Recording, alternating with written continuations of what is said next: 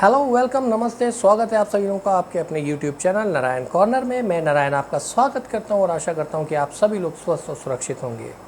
आ गया हूं मैं एक नई वीडियो लेके, एक नए कंटेंट के साथ आप लोगों के सामने फिर से। आज हम लोग जानेंगे कि किस तरीके से एक पार्टनरशिप फर्म में हम इनकम की एलिजिबिलिटी, इनकम बेस कैसे निकालेंगे। उम्मीद करूंगा कि ये वीडियो आप लोगों को ज्ञानवर्धक लगेगी। एलिजिबिलिटी निकालने का तरीका आपको संक्षेप में मैंने समझाने की पूरी कोशिश करी है, और अगर आप इसमें कुछ सुझाव देना चाहते हैं तो कमेंट बॉक्स में मेरे साथ जुड़ सकते हैं। चलते हैं अपनी स्लाइड की तरफ। स्लाइड पे जाने से पहले आप लोगों से एक विनम्र अनुरोध कि अगर आपको ये वीडियो कंटेंट पसंद आ रहे हो तो प्लीज़ वीडियो को लाइक और शेयर कर दीजिए, चैनल को सब्सक्राइब कर दीजिए, तो मुझे बहुत प्रसन्नता होगी। और इससे आप लोग आने वाली वीडियो में हमारे साथ बने रहेंगे और ज्ञानवर्धक कंटेंट का लाभ उठाते रहेंगे। तो चलते हैं अपने स्लाइड की तरफ और जानते हैं कि किस तरीके से पार्टनरशिप फर्म में हम लोग लोन की एलिजिबिलिटी वेनिला यानी कि इनकम प्रोग्राम में निकालेंगे। चलते हैं स्लाइड की तरफ।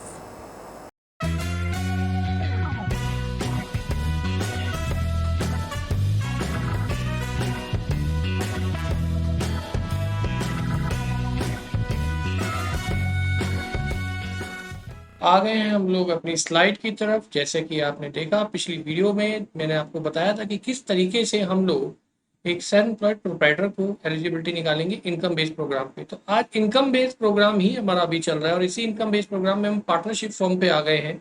पार्टनरशिप फॉर्म में हम किस तरीके से एलिजिबिलिटी निकालेंगे वो हम देखते हैं। देखिए, पार्टनरशिप फॉर्म में vanilla type income eligibility program, जैसा कि आप स्लाइड में देख रहे हैं, हम लोग निकालेंगे। यहाँ पे दो चीजें फिर से मैं कंक्लूड करूंगा कि एक तो ये कि एनुअल इनकम यानी कि नेट प्रॉफिट। नेट प्रॉफिट आपकी प्रॉफिट एंड लॉस अकाउंट में से आप देख सकते हैं, या कुछ बैंक्स और लैंडर्स होते हैं जो आपके इनकम टैक्स रिटर्न में जो दिख रहा है कि इनकम आफ्टर टैक्स पेबल, जो कि आपके इनकम टैक्स रिटर्न में होता है। कुछ लोग वो लेते हैं, कुछ लोग आपके प्रॉफिट एंड लॉस अकाउंट में से भी कैलकुलेट कर लेते हैं। तो यहाँ पे हम लोग नेट प्रॉफिट लेंगे आफ्टर टैक्स। अलावा इसके जो डेप्रिसिएशन है, अगर वो सपोज कीजिए अभी इस साल 2 लाख का है और पिछले साल आपका वो 1 लाख का यानी कि 100% जंप हो गया, तो मैं उसका एवरेज लूंगा। सपोज कीजिए कि पिछले साल 2 लाख का था, तो अगर इस बार 3 लाख से ज्यादा नहीं होना चाहिए। 3 लाख से ज्यादा मतलब कि उसका 50%। 2 लाख मेरा पिछले साल था, 50% यानी कि 1 लाख और जोड़ दीजिए तो 2 और 1 3 हो जाता है, यानी 3 लाख से ज्यादा का अगर डेप्रिसिएशन इस साल है तो मैं उसकी एवरेज लूंगा। अगर वो 3 लाख से कम है तो मैं करंट ईयर का डेप्रिसिएशन कैलकुलेट कर लूंगा। If any loan to be taking over then interest to be taken as a income eligibility, यानी कि अगर मैं कोई लोन जो आपके खातों में दिख रहा है कि आप इंटरेस्ट पेड टू लोन कर रहे हैं, यानी कि आपने किसी लोन पे इंटरेस्ट दिखाया हुआ है अपने खातों में, पार्टनरशिप फर्म के खातों में, और आप उसी को टेक ओवर करवा रहे हैं, तो मैं उसमें जो आपने अपने खातों में इंटरेस्ट पेड टू लोन लिया है वो मैं टेक ओवर आपकी एलिजिबिलिटी में इंक्लूड करूंगा। As in that case, suppose कीजिए कि मैं 10 लोन चला रहा हूँ, जिसमें से मैं या तो 10 के 10 मैं आप लोगों से किसी बैंक से कहता हूँ कि मेरे सारे लोन बंद कर दीजिए और मुझे एक ही लोन आप लोगों से चाहिए, तो मैं वो पूरा का पूरा इंटरेस्ट ऑन लोन जो मैंने यहाँ पे डिक्लेयर करा है वो मैं इंक्लूड कर लूंगा एलिजिबिलिटी में।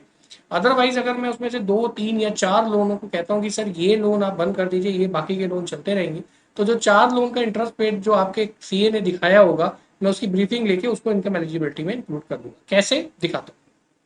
देखिए, सबसे पहले मैंने पिछली वीडियो की तरह जो सेल्फ एम्प्लॉयड में हमने एक हाइपोथेटिकल फिगर ली थी नेट प्रॉफिट की 8,76,890 रुपए की, वो मैंने यहाँ पर भी ले ली है। 8,76,000 रुपए मैंने एक हाइपोथेटिकल फॉर एग्जांपल एक नेट प्रॉफिट लिया है।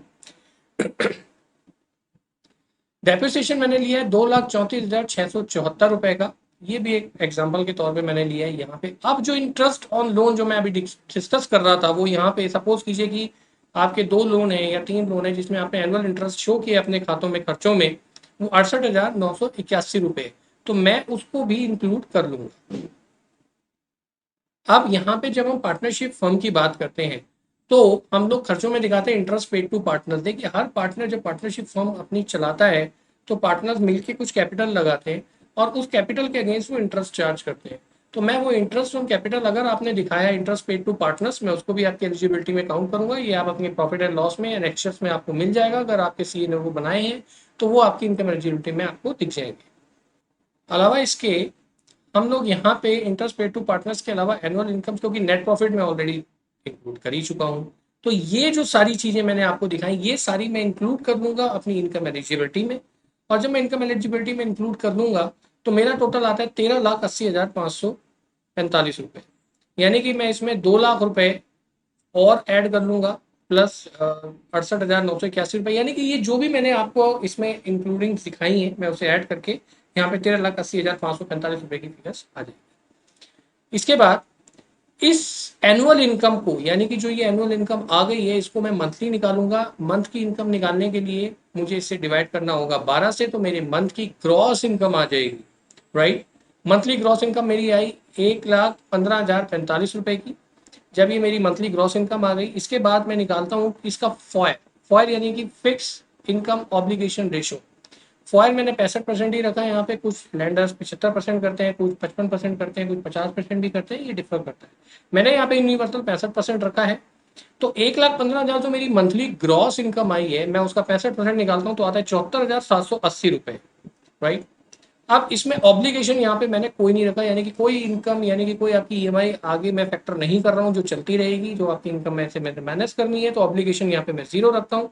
74,780 रुपए पूरी ईएमआई आप देने के लिए कैपेबल है।